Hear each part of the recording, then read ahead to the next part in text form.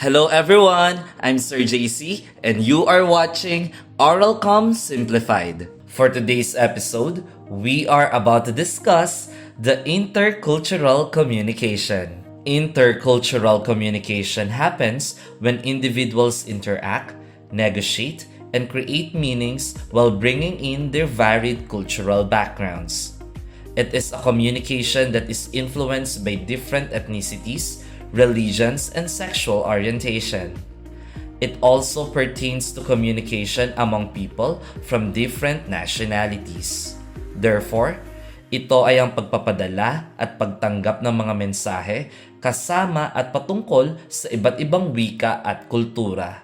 With that, intercultural communication understands values, prejudices, language, attitudes, and relationships. On the other hand, intercultural communication is very different from multicultural and cross-cultural.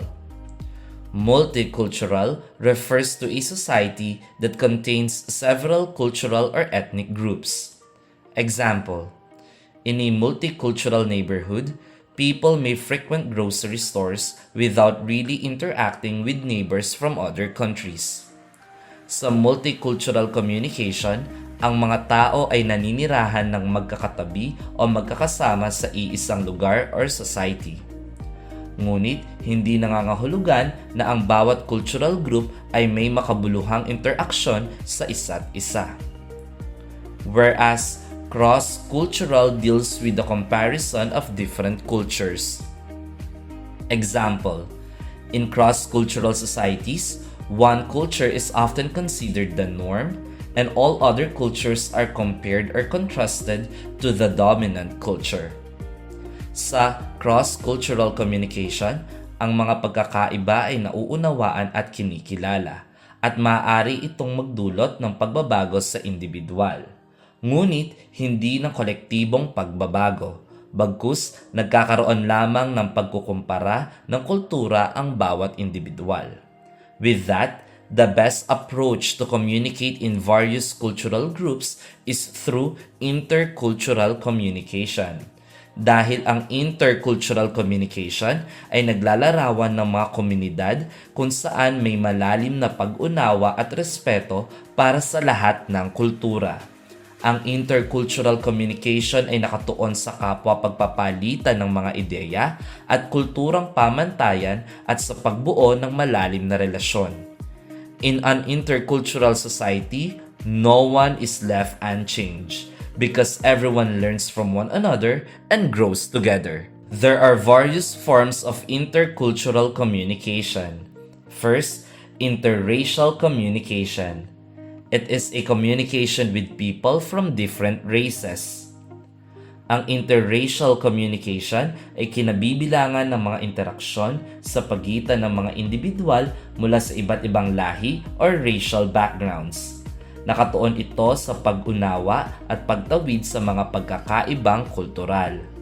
It aims to foster dialogue, mutual respect, and collaboration, promoting a deeper appreciation of diverse perspectives. An example of interracial communication could be a discussion between a black person and a white person about their experiences with the race in society. During their conversation, they might share personal stories about discrimination and privilege, fostering a deeper understanding of each other's perspectives and challenges. Second, interethnic communication. It is an interaction with people of different ethnic origins. Ang interethnic communication ay kinabibilangan ng mga interaksyon sa pagitan ng mga individual mula sa iba't ibang etnikong pinagmulan na nagbibigay diin sa pag-unawa at paggalang sa mga kultural na pagkakakilanlan ng bawat isa. For example, a conversation between a Filipino and a Hispanic person about their traditional festivals, which can highlight both similarities and differences in their cultural practices. Third, international communication.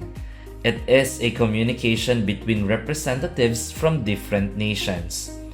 Ang international communication ay kinabibilangan ng mga palitan sa pagitan ng mga individual o grupo mula sa iba't ibang bansa na nakatuon sa pagbabahagi ng impormasyon, mga ideya, at mga kultural na pananaw. It plays a crucial role in diplomacy, trade, and global collaboration, helping to bridge the gaps and foster understanding among or between countries. For example, a meeting between diplomats from the US and the Philippines to negotiate a trade agreement. This illustrates how international communication can influence economic relations and promote cooperation between nations. Fourth, intracultural communication.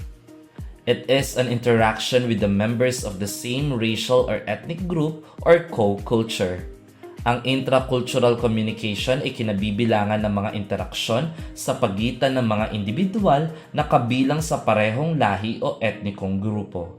Nakatuon sila sa mga pagkakaparehong karanasan, halaga, at kultural na gawi. This type of communication helps reinforce cultural identity and strengthen community bonds. Isang halimbawa ng intracultural communication ay ang isang pagtitipon ng mga Ilocano kung saan nagkwekwentuhan sila tungkol sa kanilang mga tradisyon. Sa ganitong okasyon, nagbabahagian sila ng mga karanasan na nagpapalakas sa kanilang pagkakakilanlan bilang isang komunidad. Perspectives of intercultural communication. First, indigenous approach. It is the process of passing preserved indigenous knowledge and how it is interpreted. Ang indigenous approach ay kinabibilangan ng pagpapasa ng tradisyonal na kaalaman at kultural na mga gawi mula sa isang henerasyon patungo sa isa pa. The indigenous approach can be seen in the practices of the Ifugao people who pass down their traditional rice farming techniques through oral storytelling and hands-on training. Second, cultural approach. It is similar to the indigenous approach. However, the cultural approach also focuses on the socio-cultural context of an individual. The cultural approach emphasizes the importance of socio-cultural context in shaping an individual's identity, beliefs, and practices, recognizing that the culture influences behavior and worldviews. Ninanais nitong maunawaan kung paano ang iba't ibang elemento ng kultura tulad ng wika, tradisyon at mga panlipunang pamantayan ay nakikipag-ugnayan sa mga personal na karanasan at mga halaga ng komunidad.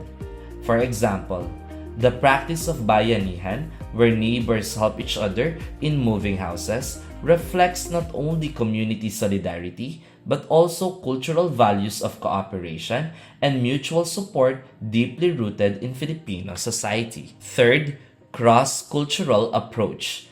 It focuses on two or more cultures to perceive cross-cultural validity. The cross-cultural approach examines the similarities and differences between two or more cultures to identify patterns and principles that may apply universally or vary contextually. A cross-cultural approach might involve comparing traditional Filipino family structures with those of other cultures, such as the nuclear family model in Western societies. Now let's move on to the developmental model of intercultural sensitivity. The DMIS or Developmental Model of Intercultural Sensitivity was developed by Milton Bennett and his wife Janet Bennett, outlining a framework for understanding how individuals experience and engage with cultural differences. The model describes a continuum of intercultural sensitivity, ranging from ethnocentrism to ethno-relativism. Overall, the model has 6 stages. The first stage of the model is denial. The individual does not recognize cultural differences. In denial, individuals are unaware of cultural differences and may not recognize the existence of other cultures. Second, defense. The individual starts to recognize cultural differences and is intimidated by them, resulting in either a superior view of own culture or an unjustified high regard for the new one. There is a recognition of cultural differences in this stage, but individuals see them as threats. This stage often includes negative stereotyping of other cultures.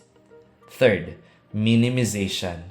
Although individuals see cultural differences, they bank more on the universality of ideas rather than on cultural differences. In minimization, while individuals acknowledge cultural differences, they believe that human similarities outweigh these differences.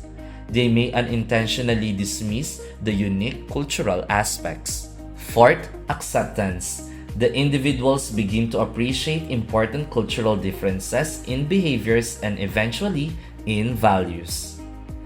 Individuals begin to appreciate deeper cultural differences in values and behaviors as they start to understand that their own culture is just one of many. Fifth, adaptation. The individual is very open to worldviews when accepting new perspectives. At this stage, individuals can modify their behavior and communication styles to engage more effectively across cultures. They can empathize with people from different cultural backgrounds now. 6. Integration. Individuals start to go beyond their own cultures and see themselves and their actions based on multifarious cultural viewpoints. This final stage involves a deep understanding of multiple cultures, allowing individuals to navigate and blend various cultural identities fluidly. The DMIS serves as a useful tool for educators, trainers, and individuals seeking to enhance their intercultural competence and foster better cross-cultural interactions. Here are the characteristics of competent intercultural communicators. First, flexibility and ability to tolerate high levels of uncertainty. This characteristic enables individuals to navigate unpredictable situations and embrace change without becoming overwhelmed. Second, reflectiveness or mindfulness. This involves a conscious awareness of one's thoughts and emotions, allowing for thoughtful responses rather than reactive behaviors. Third, open-mindedness. Open-minded individuals consider diverse perspectives and are willing to adjust their beliefs in light of a new information. Fourth, sensitivity. This trait reflects an awareness and responsiveness to the feelings and cultural context of others, fostering better communication. Fifth, adaptability. Adaptable communicators adjust their communication styles and behaviors to fit different cultural contexts and situations effectively. 6. Politeness. This characteristic entails showing respect and courtesy in interactions, which can ease tensions and build rapport across culture. 7th and lastly, ability to engage in divergent thinking and system-level thinking. This involves generating creative solutions while understanding how various elements within a system interact and influence one another, promoting holistic problem solving. In addition to culture, other elements such as gender, age, social status, and religion must also be taken into consideration when communicating with others. For gender, challenge the gender norms. Avoid using he and man to refer to a general group of people. For age, do not talk down on younger people and the elderly. Social status. Be polite at all times and do not belittle people you perceive to be in a lower class than you. And lastly, religion. Be sensitive to the religious practices of others. And that's it for today's video about the intercultural communication. I hope you learned a lot. See you in our next video.